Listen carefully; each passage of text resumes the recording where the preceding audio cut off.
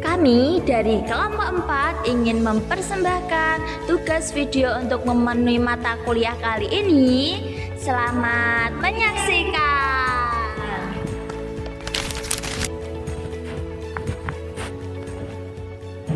Assalamualaikum warahmatullahi wabarakatuh.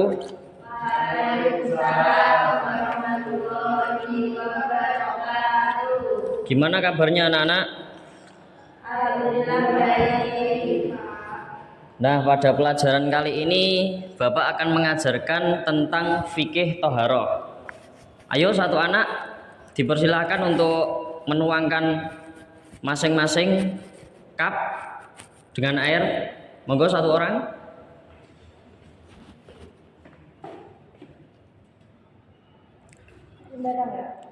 Ya. Setengah aja, nggak usah penuh-penuh. Terus.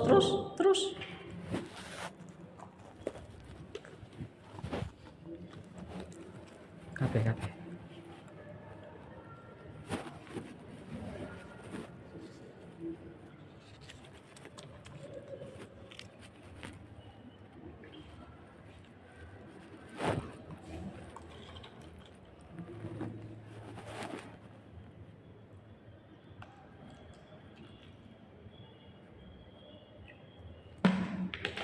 Nah, di sini ada 5 cup ya anak-anak yang berisi masing-masing air dengan 4 air putih dan 1 air kopi. Nah, jikalau cup kedua kita isi dengan teh yang kita celupkan, otomatis airnya nah, bisa dilihat air yang putih suci tadi semakin lama akan semakin berubah warna. Nah, pelajaran kita hari ini tentang toharoh atau bersuci. Nah, toharoh atau bersuci itu kita harus mengetahui beberapa jenis air, pembagian air. Nah, yang pertama yaitu air suci dan mensucikan. Air suci dan mensucikan itu biasanya bisa bersumber dari tanah atau dari langit, atau air yang bersumber dari mata air. Terus yang kedua yaitu air mutohir, tohir goir mutohir, atau air yang suci tetapi tidak bisa digunakan mensucikan. Contoh ya seperti ini, air yang suci kemudian berubah warna. Air tersebut suci tapi tidak bisa digunakan untuk berwudu atau bahkan digunakan untuk mandi. Contohnya yaitu di depan ini kita melihat secara saksama ada air teh yang air tadi suci berubah menjadi air teh. Yang kedua yaitu ada air kopi. Nah, di sini 2 air tersebut berubah warna, otomatis digunakan bersuci kan tidak elok atau tidak pantas. Makanya digolongkan kepada air tohir ghairu mutohir. Nah, yang ketiga yaitu jenis air mutanajis. Oke, tolong satu orang mengambil batu atau kerikil.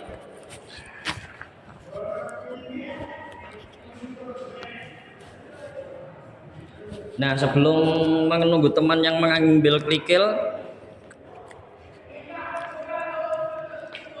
oh ya Mbak, taruh situ aja Mbak.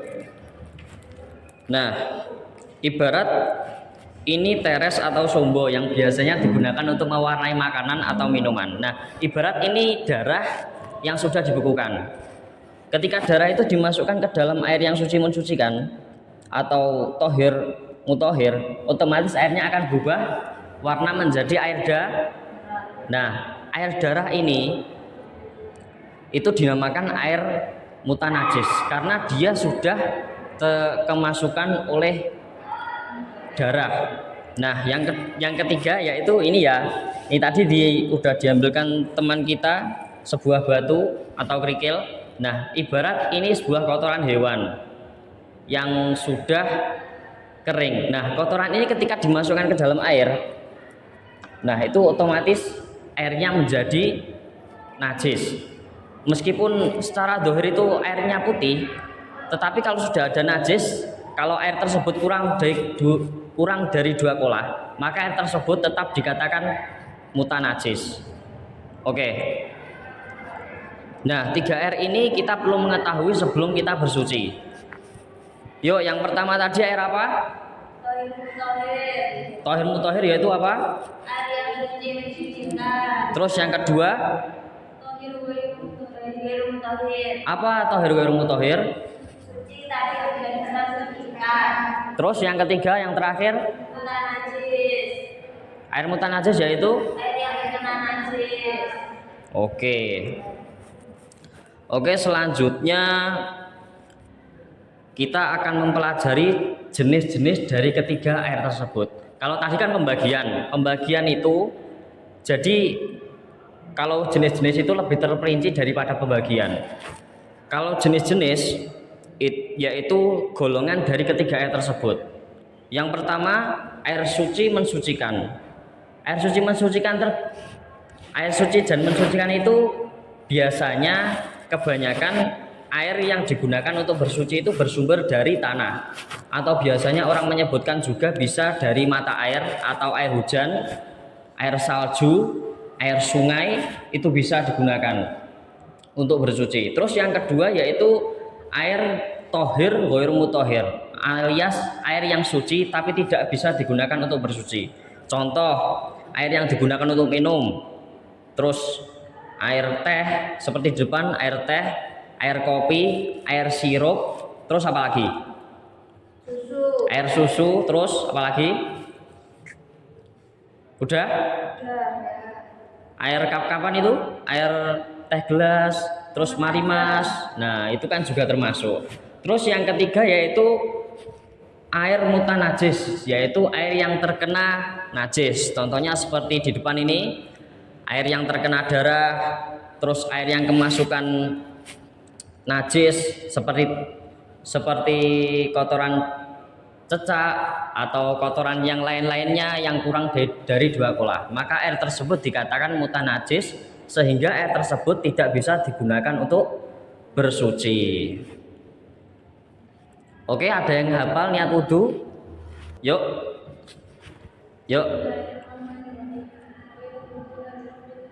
Sorry. Nah, itu baru wudu itu menghilangkan menghilangkan hadas kecil. Kalau mandi menghilangkan hadas besar. Coba niat mandi besar yang bisa. Nah, niat mandi besar yaitu nawaitul husli lirofil hadasil akbari fardhu lillahi ta'ala. Nah, itu niat untuk menghilangkan hadas besar. Kalau yang wudhu tadi hadas kecil. Makanya seseorang yang terkena hadas besar itu tidak bisa sholat, membaca Quran, terus berdiam diri di masjid, terus membaca, itu nggak bisa semua. Tawaf itu juga tidak bisa. Nah, terus berikutnya, yuk sebutkan masing-masing orang air yang suci mensucikan, air tohir ghairu mutahhir, dan air mutanajis. Yuk Mbak Siska, air suci mensucikan apa saja tadi? Air hujan. Ya, air hujan, air dari sumber mata air. Yuk, terus air sumur, terus satu lagi air salju. Oke, yang kedua air tohir ghairu mutahhir. Ayo Mbak Anggun, apa saja? Air teh, air kopi, air susu, air sirup. Oke, terus yang terakhir air mutanajis. Yuk Mbak Sepa.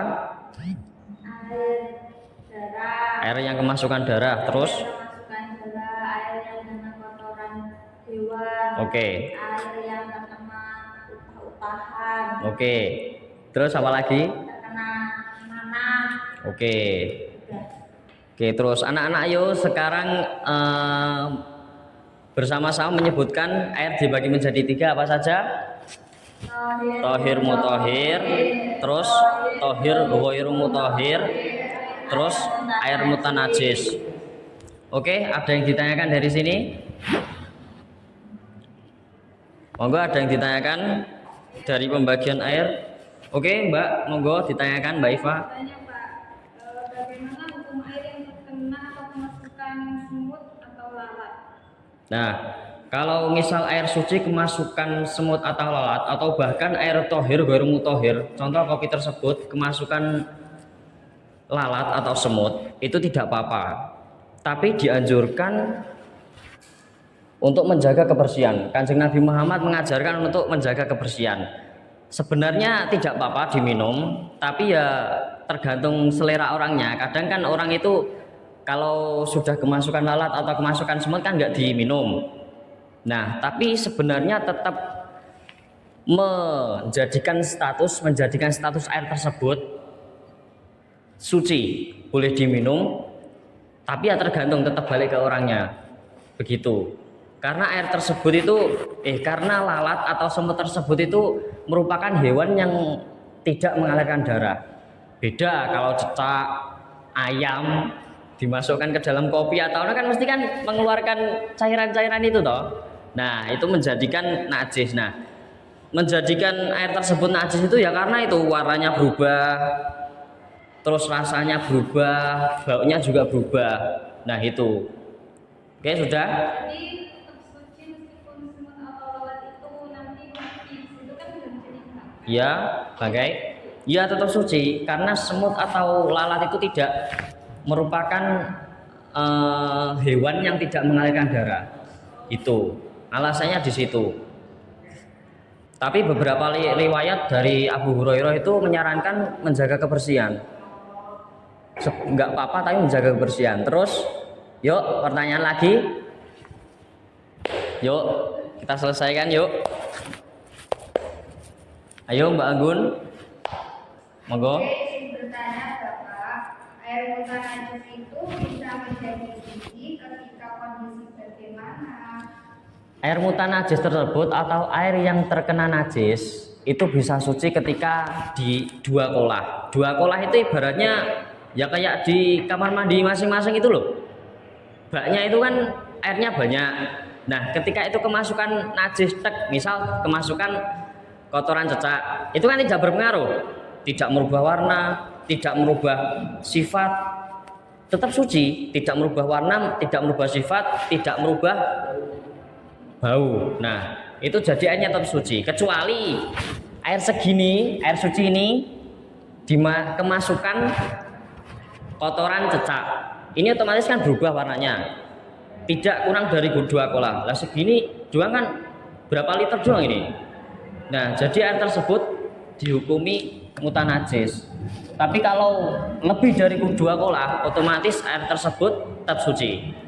Contoh biasanya itu di sumur atau di bak mandi masjid-masjid itu kan airnya mengalir terus. Sumur itu juga kan mengalir dari sumber-sumber. Nah, itu saking banyaknya airnya tersebut, jadi air tersebut tetap suci. Begitu.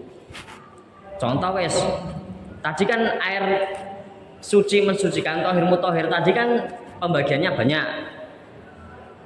Di antaranya air hujan, terus air sungai. Nah, air sungai tersebut kan mengalir, meskipun dia kemasukan kotoran kotoran ayam atau kotoran cecak kan tidak merubah sifatnya. Otomatis air tersebut tetap kesuciannya. Begitu. Jadi boleh tetap digunakan untuk bersuci. Begitu.